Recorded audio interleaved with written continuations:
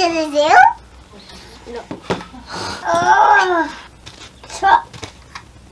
A truck. He said. Oh, you're like you're checking all over. You're checking the whole house to see if it's stable.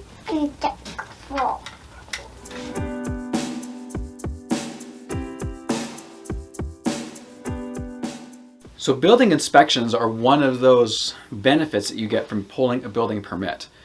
Sometimes it can be very onerous. If you're building a restaurant or a bar, the health inspections can seem very daunting. They're very meticulous. They check everything. The building inspector's job, whether it's from the building department or the health department or planning or whichever agency is coming out to do their inspections, their job is to protect the health, safety, and welfare of the public.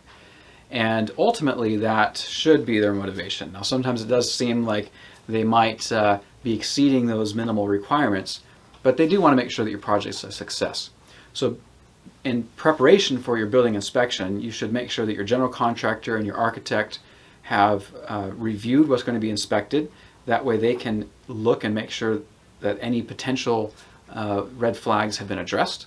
Also, if you're having a follow-up from a prior inspection where the inspector noticed some corrections, it's a good idea, again, to have your contractor and your architect review those items to make sure that they've been brought into conformance. That way you pass your next inspection. Passing those building inspections is a key part of keeping your construction project on track, I should say. So you want to make sure you get those right.